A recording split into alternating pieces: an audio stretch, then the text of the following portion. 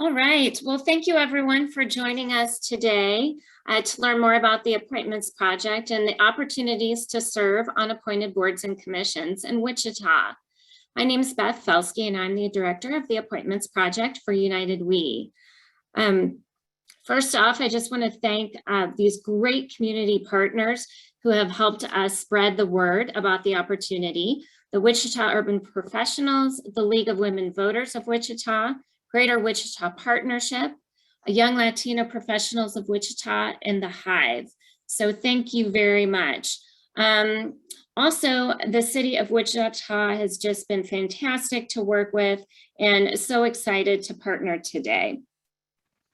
We appreciate the leadership and the efforts of Mayor Whipple for boards and commissions to be representative of the communities they serve. So please welcome Mayor Whipple. Well, thanks. Thank you for that. And thank you everyone for being on this call. This is a incredibly important goal here.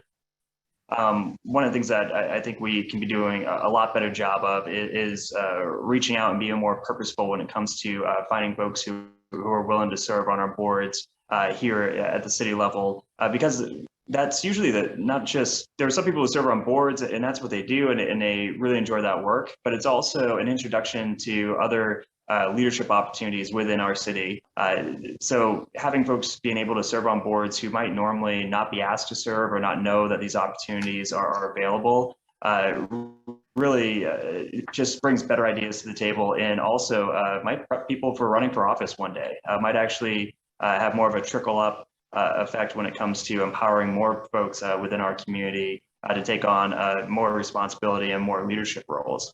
So I'm really happy that we have a group like the group that's on today who's helping us with these goals. I know that in Wichita, one of the problems still we have is the wage gap. It is ensuring that we have more diverse representation in spaces where big decisions are being made. And this I see as a step forward in the right direction in trying to correct some of that. So it's really good to be on. I love working with United We because frankly, they're the ones who are on the forefront with ideas and with policy strategies and suggestions that we can put into action. So thank you for all your work. Thank you for the work of the folks who are on this meeting today. I see a lot of familiar faces of folks who are doing incredible stuff in our community.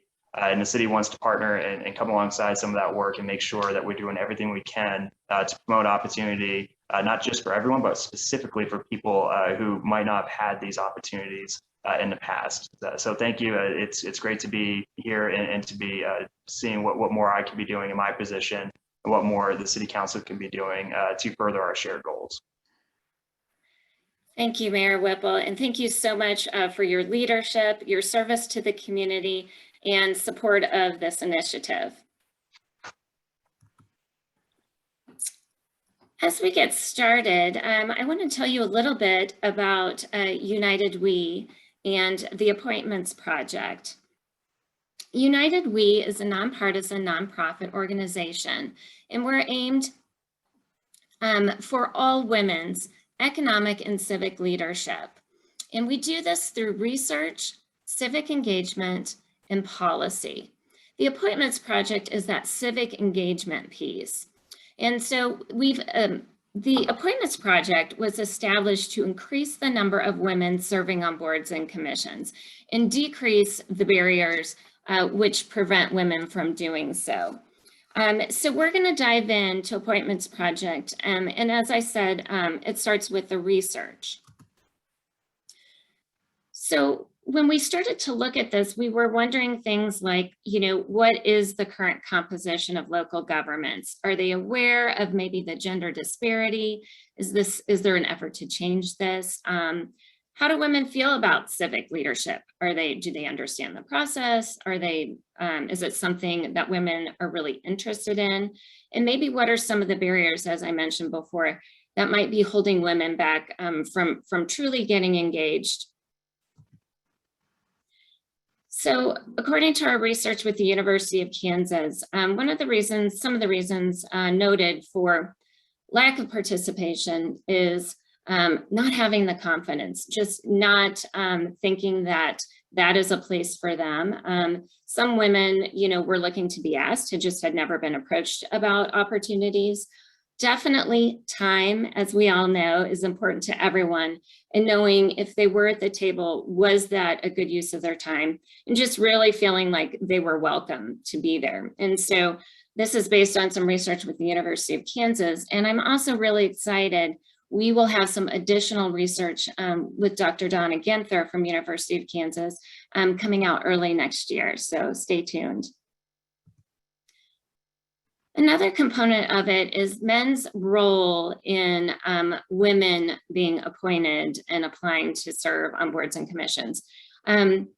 So through our Project Diane research, we found that, women were looking for men to possibly provide some mentorship and some support, ask them, hey, what do you need if you're interested in serving on this board?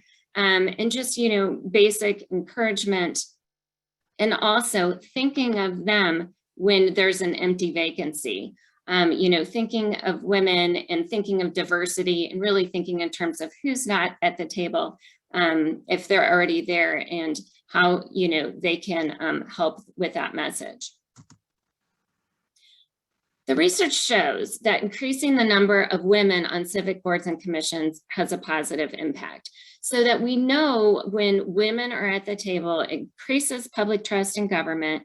You see an increase in efficiency, residential life is improved, and really drives the innovation of a community. And with this research, really, really excited about the potential. And we know in Wichita that according to the recent census, 51% of the population is female. So we're looking at boards and commissions in terms of being representative of the community. So we know that there's a place and a need for women. So talking a little bit more specifically about the Appointments Project. So how do we do this? We serve as a resource, a guide, a voice, and an advocate. So we work with women to empower them to serve, to apply, and be appointed. And then also working with cities like Wichita, cities, counties, and states, actually, in terms of, what are best practices? How can communities be more transparent about opportunities?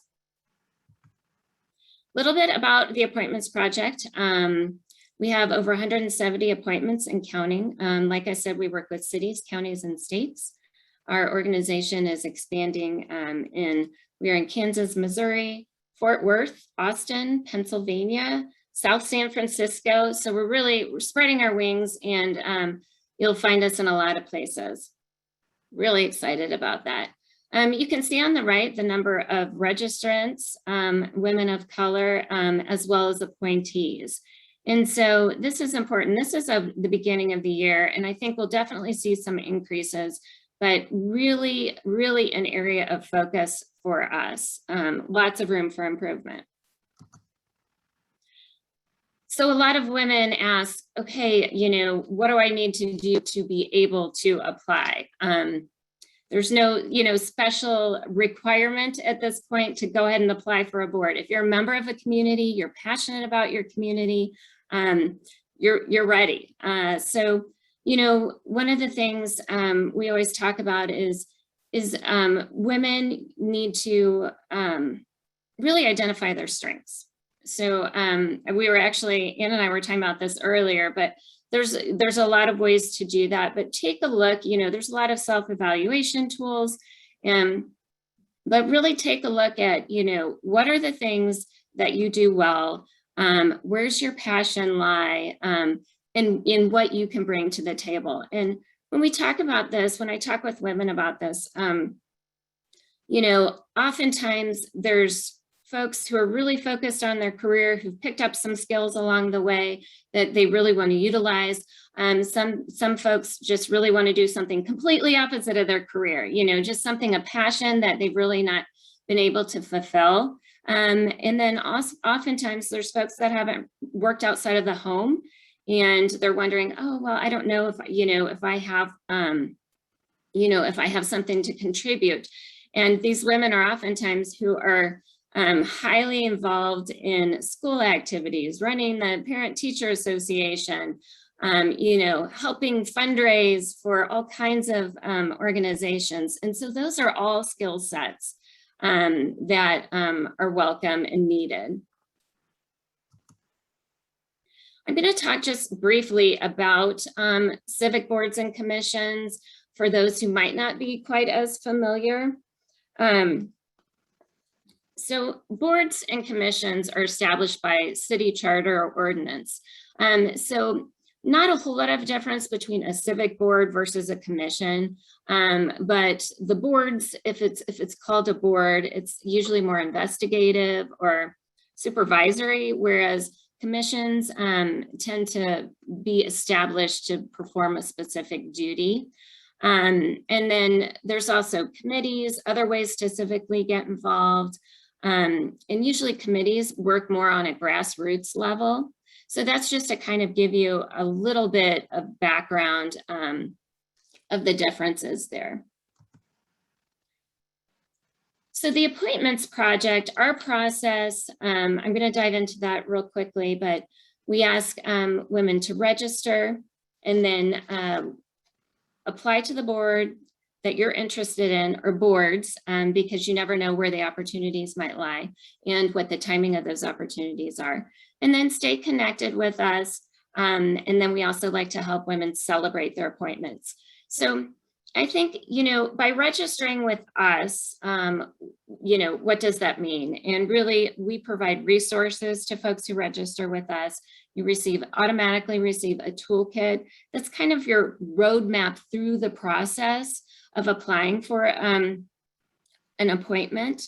And then we can also, if you're registered with us, reach out to you with specific opportunities. Oftentimes, someone might come to us and say, hey, I've got a really niche vacancy on this board and I need someone who has experience in this area or lives in this district.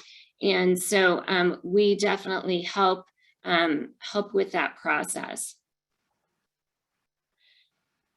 So I also want to say our role too for Appointments Project is really to engage more women, to empower more women, and to engage them in the process.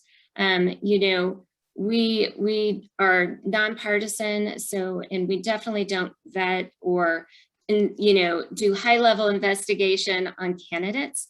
That's really up to the cities and municipalities to take that step.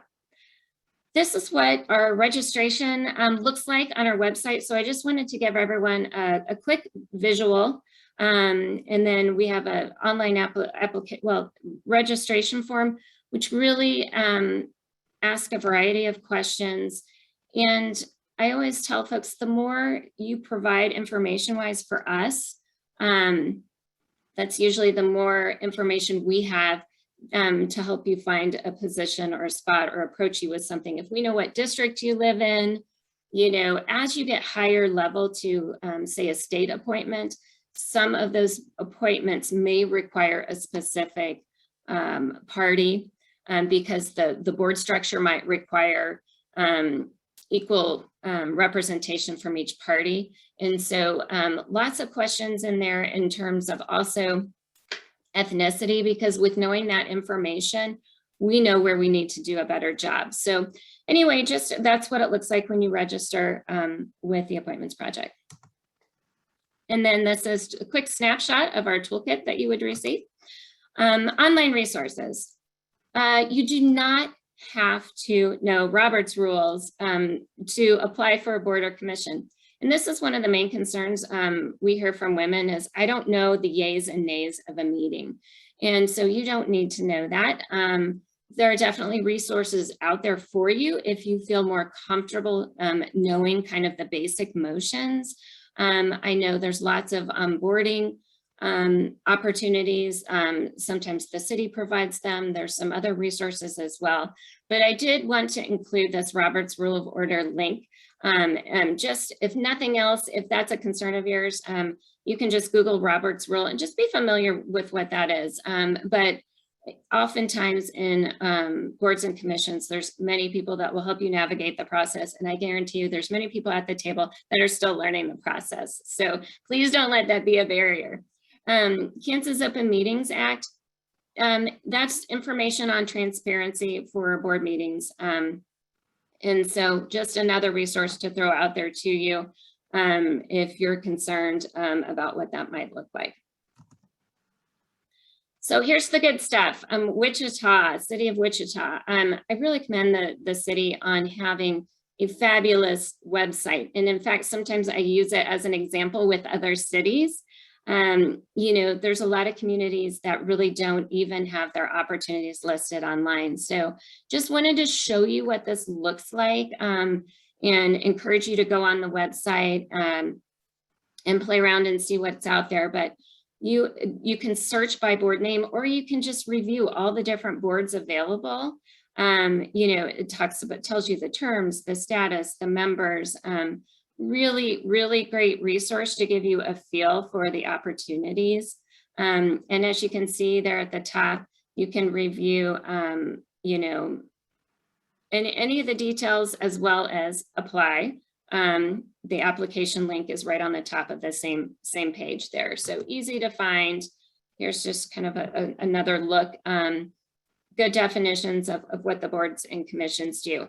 And I do encourage you to check into that, because sometimes the names of the board don't really, you know, don't really give a great picture of what that commission actually does. And so just be familiar with that and be sure to read the functions of that board or commission. Once again, just a quick screenshot of what that application form, very user-friendly. And then we ask you, you know, through your process to stay connected with us. You know, we advocate for our appointments project candidates. We can always answer questions. Oftentimes folks are like, you know, I haven't heard anything. Can you help me follow up? Or maybe just needing additional resources. Who do I follow up with? And we're happy to assist during that process with any questions. And then we always like to celebrate. It's important when someone has been appointed to a board or commission, and we love to celebrate that appointment. And we love for other folks to see what the opportunities are out there and the women that have been appointed. Speaking of appointees, I wanted to, great opportunity, and thank Tracy and Ann for participating today with us. And wanted to talk a little bit about, you know, their civic engagement journey. What made them think, oh, you know what, I really want to apply for this board, and then kind of what that looks like. And I've just listed a couple of things. These women are involved in a lot of things, so I hope they can talk about that today. And then you know, any thoughts of encouragement. But I guess we'll start with you, Tracy, if you could kind of talk a little bit about where you serve. Oh, Tracy, I believe you're on mute. You think after 18 months we'd have this all down pat, but anyway, so thanks, Beth. So yeah, my first appointment was with, as the one you have there, Police and Fire Retirement Board of Trustee.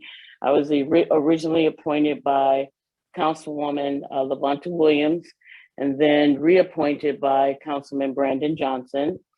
And I thoroughly enjoyed this appointment. And you asked the question, why?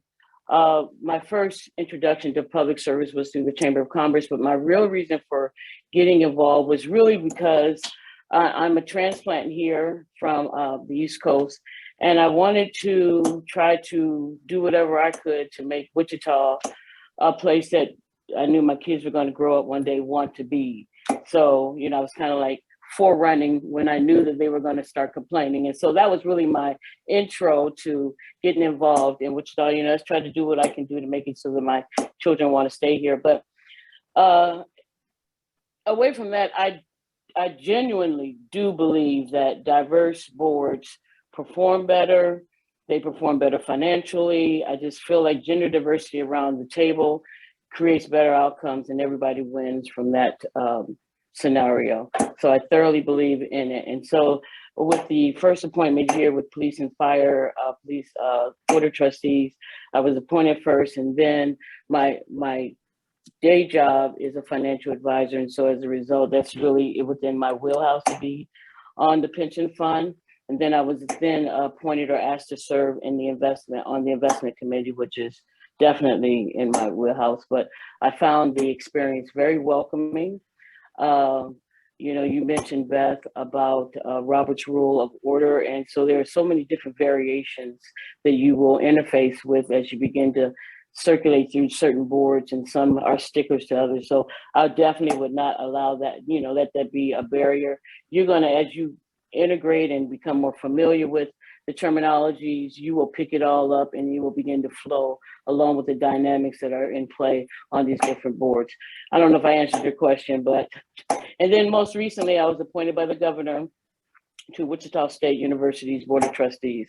So, it's just, I love it. I believe in it. And I feel like, if we're going to start, or if we're going to complain, I always feel like come with a resource, come with a solution. And so that's my role as in the solution space. That's great. Thank you, Tracy. Anne, what are your words of wisdom? Thanks, Beth. And Tracy, I just admire you so much, and we're going to have coffee one day to talk more. I'm the old woman of the panel. And actually, I realized I learned Robert's Rules of Order in my first job when I had to oversee a volunteer board of directors in a hospital setting.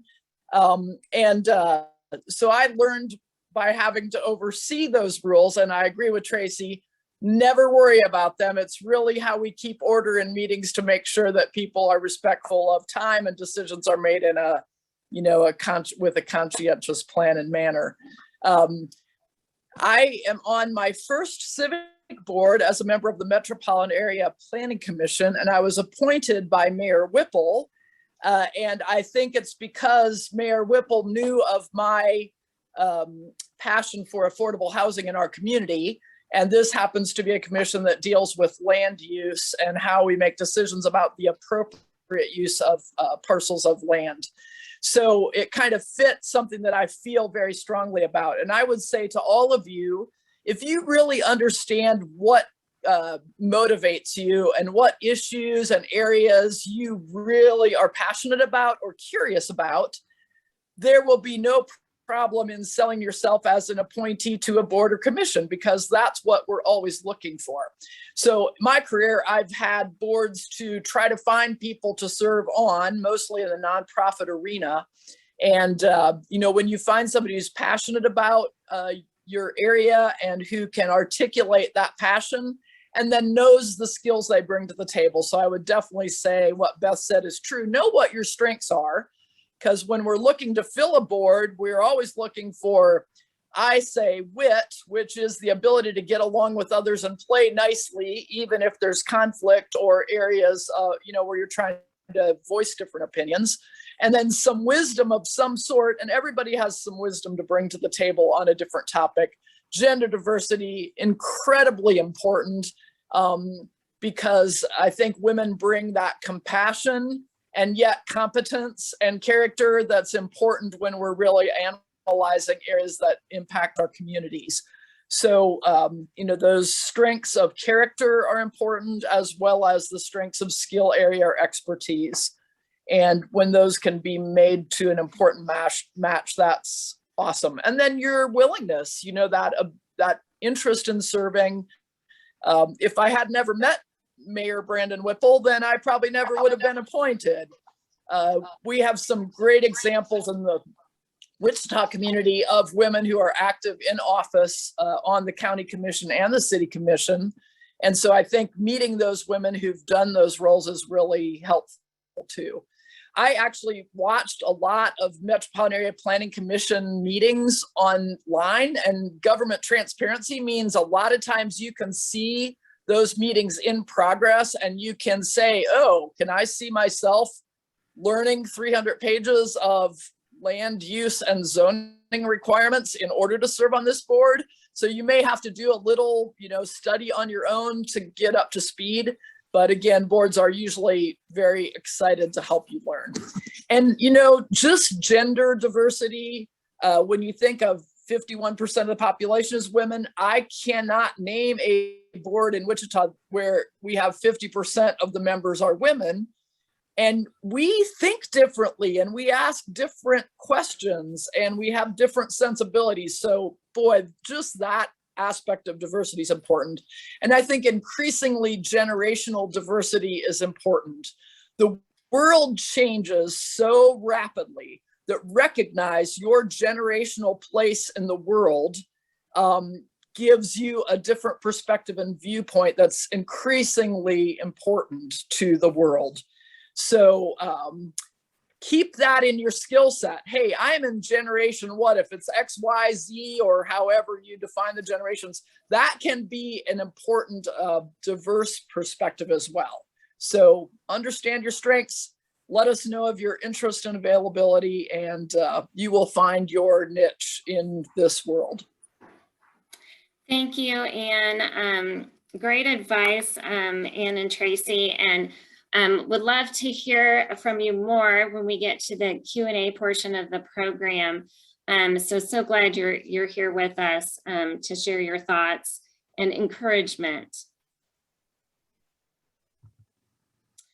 You've heard from these appointees some great things about getting engaged in civic leadership. We know that personally, there's leadership growth, there's career development. We know that it broadens our professional networks and really can make an impact. And I think that's what's so exciting, to be at the decision table and really be looking at things and looking at decisions that eventually create policy. What's in it for your community? We've already talked about this. One of the things, in terms of diversity, all types of diversity, increasing that bipartisanship. Women legislators especially are known to have different approaches to issues, and overall that diversity improves public trust. And so, just wanted to reiterate the many benefits. Before we close and move on to the question and answer session, just wanted to tell you ways that you can get involved with our organization. I encourage you to check us out on our website, register with the Appointments Project so we can be a resource for you as you apply to boards and commissions in Wichita. Become a member of our United We Ambassador Group. Great way just to spread the word about important initiatives. And you can also find our research policies and best practices online as well. So feel free to reach out to us at any time. I will put my email in the chat as well, but also be thinking of your questions. Feel free to throw them in the chat, or please everybody unmute and we can review some questions. I also just wanted to thank Janet Johnson with the City of Wichita, who is an amazing resource and does a lot of work in the area of boards and commissions and moving those applicants forward. So I just want to thank her for her work and her partnership as well. And so I invite everybody to unmute and we'll start the discussion.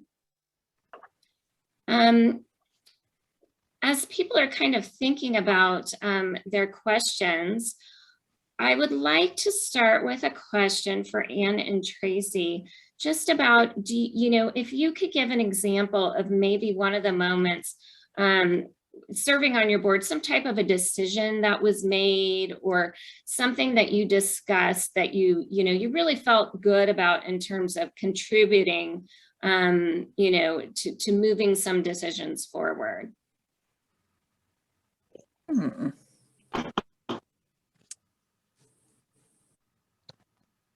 Okay, Anne, you going first or what?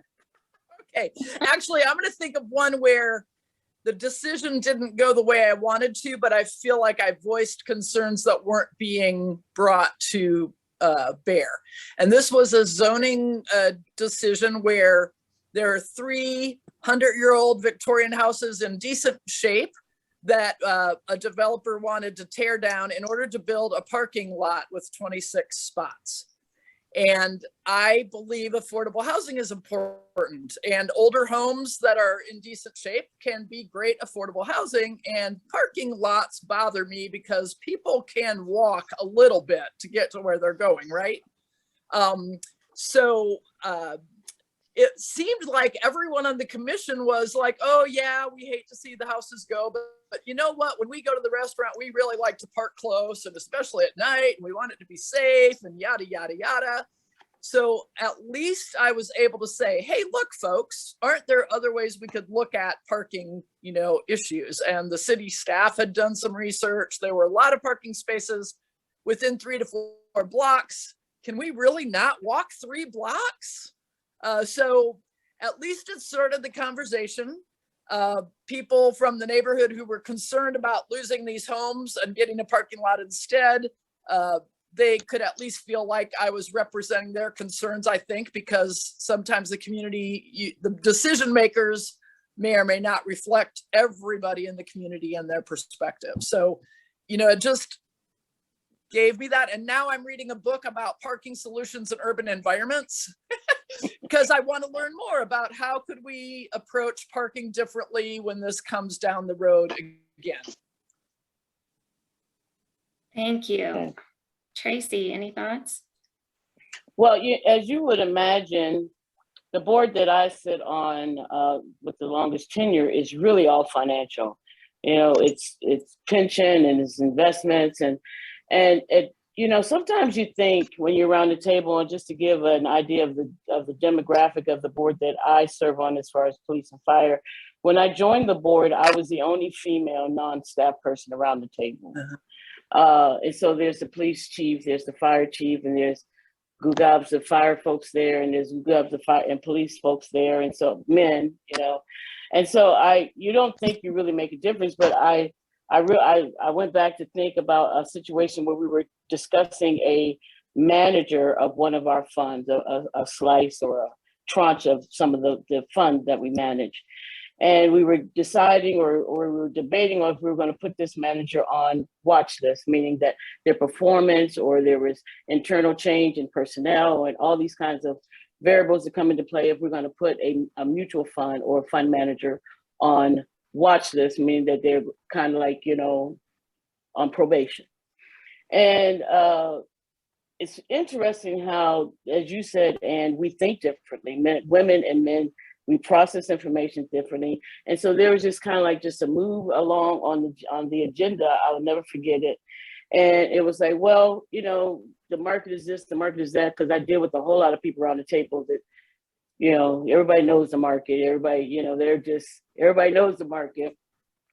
And I made a comment about stopping to pay attention to performance. And I said just made a comment, and it was the first time really that I'd ever spoken up. And I said, hey, we hire managers for performance. And when they are not performing, then this is our job to do our due diligence and be fiduciaries on this fund that we manage. And then I kind of made a statement, and I didn't think much of it, but 3 or 4 meetings later, some of the other members were saying, remember what Tracy said?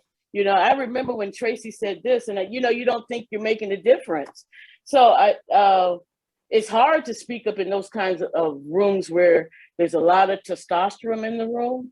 But for me, it's what I do regularly. So I felt very qualified to do it, but it's still harder to go against the grain. But again, it did kind of resonate with people, and they were talking about it later. Well, I remember when Tracy said this, and I was just saying, I just made a comment that we hire for performance. Nobody has a crystal ball, but the reason that we make these kinds of investments in active management, which I'm going into a down rabbit hole there. But anyway, so I feel that was effective, and I had to really muster up the will to speak out, but I guess it worked somewhat. Thank you, Tracy. I think I would jump in with one additional thing, and this is really from my nonprofit board experience, and that is often a new board member comes in and they have questions, but they're embarrassed to ask. They think they should know the answer. And our advice, or my advice, has always been, you know what, if you have a question, ask it, because you can bet someone else in the room has the same question. And here's where being curious is really, really important when you're on a board. Be curious. If you don't know for sure, part of your responsibility is to be asking questions, turning stones, making sure you understand. And sometimes it's in a civic board, the community is watching. So you want to ask the questions that they might have so they can understand why a decision is made the way it is. So I know on my parking issue, part of the reason the decision went the way it did is there were still a number of citizens who really hate that people park and block their driveways when they're trying to go to the restaurant in the neighborhood area. So, you know, there's another side to that story too, that you need to make sure is also being thought of and considered. So yeah, be curious, and you have to be brave enough to ask the question and recognize other people have the same question. Great, thank you. I'm going to transition to a couple questions that are coming in through the chat. One is for actually the city of Wichita in terms of, do all the boards and commissions require that you have residency within the city limits, or are there opportunities otherwise? So I believe you have to be within the city limits. Janet might know a little more than me. She's on the call and she's been here much longer. And I only say I believe because, frankly, the way our ordinance is set up is anyone can come speak at a meeting. So, for example, if you are not from the city of Wichita and you want to come and yell at us for masks or something, as we've had, you can do that technically. There's no discrimination of where you live when it comes to attending and voicing your opinion at one of our meetings during public forum. So that's why I hesitate to say that you have to be in a city, because if that I guess practice of just being open also extends to boards, then there's a chance that you might not have to be in a city. Now, I think that's tough to appoint someone who might not live in a city unless there's real good circumstances, right? We actually have a director here in the city of Wichita. All of our directors live in Wichita, except for I think one. And the reason why he doesn't is because he has horses, and he couldn't find, I guess, a Wichita address with room for his horses. So that's but he's all in on city of Wichita, and he does a great job. So just if when we talk about I think the project overall, if you don't live in the city of Wichita and you don't have I guess a great answer to the question of why do you want to serve on the city of Wichita board if you don't live here, then you might also consider your city as well, and the board opportunities and some of the cities that surround Wichita, and it might actually even be more opportunity in some of those cities as well, where in Wichita we have a lot of opportunity as far as different places to put people, but in some of the smaller areas, you might actually volunteer for a particular board and then wind up getting appointed to or serving at a higher level. There might be less of a pool of applicants to pull from. So good question. I don't have a exact answer. I'm 90% sure you have to live in the city, but also a city council person usually has to appoint you. So they'll ask you if you live in their district, and if you say no, I live outside, then you would want to have a pretty good reason why you still want to serve on the board for them to overlook that, even if it is available. The Metropolitan Planning Commission has 6 appointments from the county and 6 from the city because it is a metropolitan area. So I know there are a couple where you can live in the county and still be appointed at that county city level.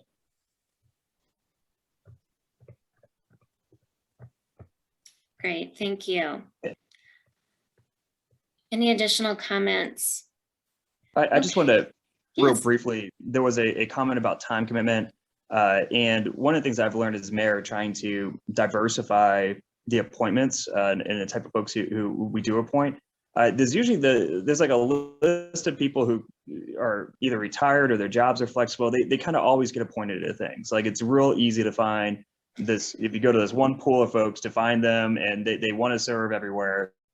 And that's kind of the easy way out for electeds. I will say that I'm trying to be a little more purposeful when it comes to appointments. And one of the things that particularly I find with women and younger women who, might be like have kids at home, women who are juggling different stuff. And it came up so far in this conversation as well, is the time commitment. And one of the things that I just want to really make clear when it comes to boards, and I don't mean to be harsh with this analysis, but I kind of joke with folks. One person I was on the phone with, where I said, hey, it's an appointment, it's not a marriage, right? Like if you find out once you're appointed and you attend a few meetings that you got a lot of stuff on your plate and you can't continue, just let us know and we'll reappoint someone. That's not a big deal. And then when your life gives you more free time, let me know and we'll reappoint you to something else. And I want to make clear that the commitment, we want people to be able to commit to, whatever the meeting schedule is and doing some of the work, but we also don't want to overthink it. And I think that women are very incredibly responsible and very specific with their time. And I think that they might be thinking it through a little more than some of the men who sign up to be on boards and then they don't show up after a couple.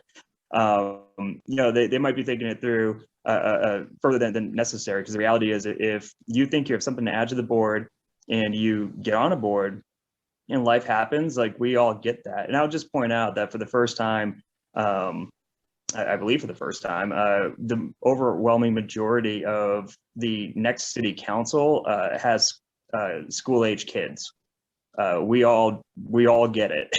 So, or understand juggling things. So, if you're someone who's looking to get on a board because you're interested, but you also have some life stuff going on and you're not sure what it's going to be like a few months down the road, I encourage you to apply and try it out, and just be honest with whoever appoints you if things start getting busy. And there's no hard feelings. Like it's one of those, well, okay, if you can't fulfill this term, then maybe we can find another place to put you down the road when your schedule opens up. Mayor Whipple, thank you. I really appreciate you talking about that, because time is always such a concern for everyone.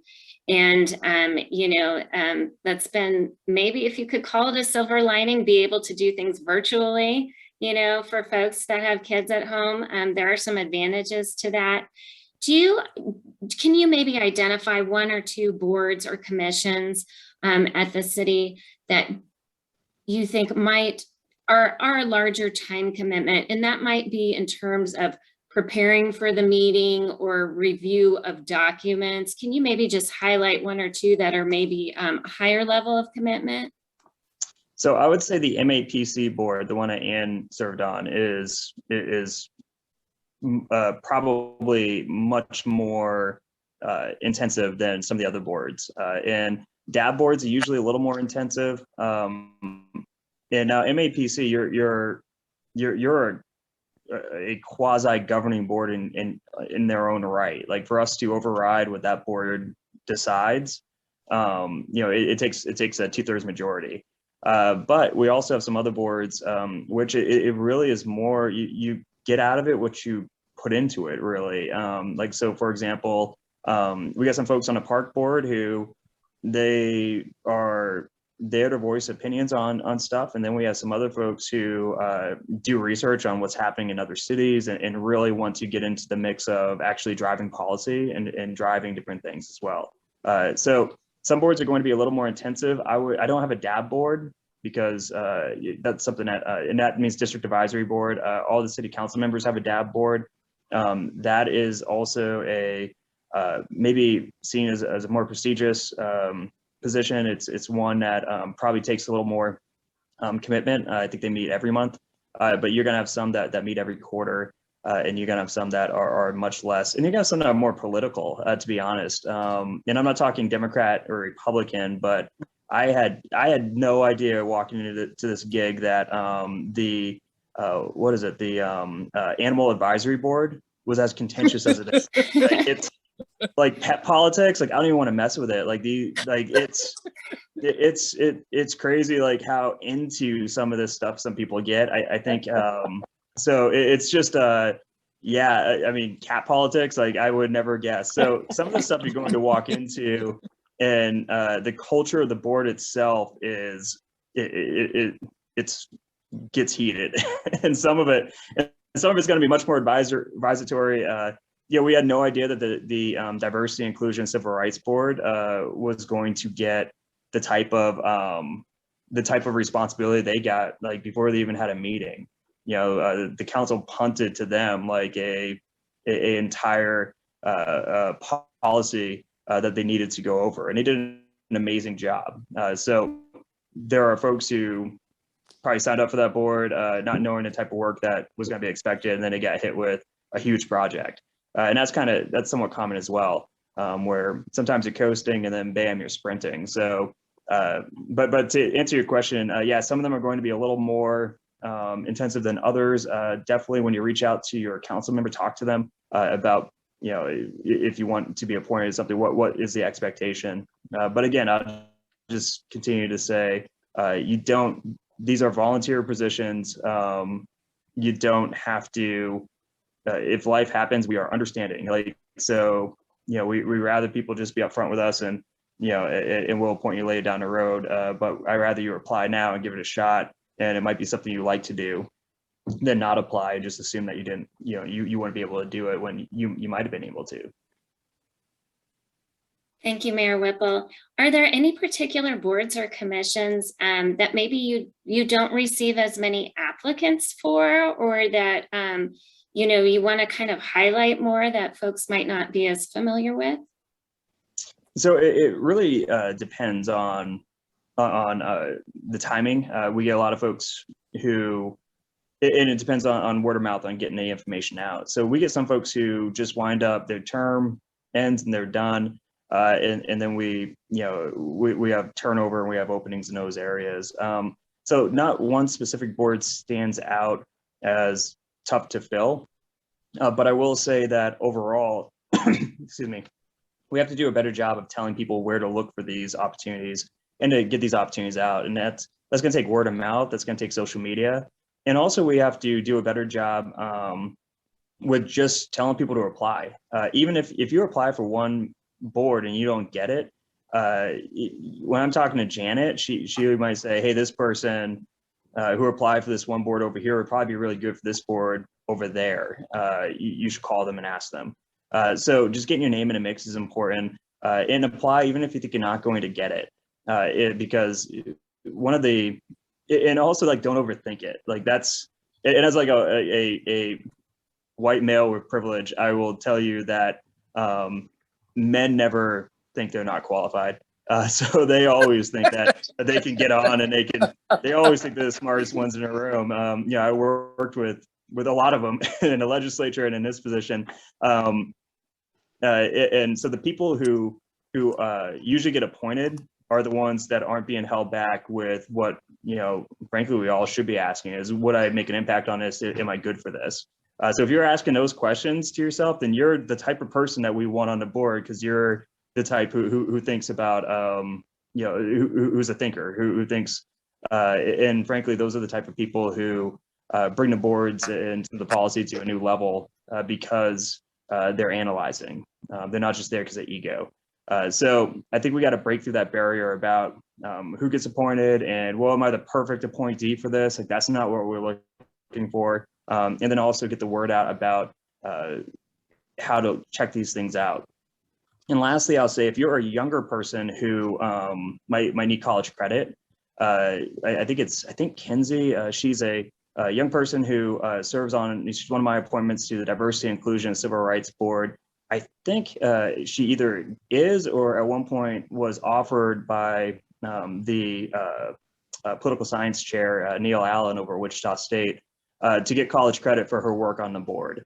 So there are some opportunities, and if anyone wants to talk to me about that, because my other career, I guess, is teaching, is there are other opportunities as well where you can kind of double dip with your experience, particularly if you're younger, where you can serve on this board and maybe write a paper in the end, and then that's going to count as internship credit or something along those lines. Thank you. Well, we're just about out of time. I don't see any additional questions, but if you'd like, you can contact me. I've included, my email address, so feel free to reach out directly. I would say that the city of Wichita has done a great job of implementing some best practices in terms of transparency and really spreading the word. So I want to thank you for that. I also want to thank Tracy and Ann for joining us today and just sharing their personal stories. Very helpful for women to have other mentors in terms of just, talking about how they've navigated that civic leadership journey.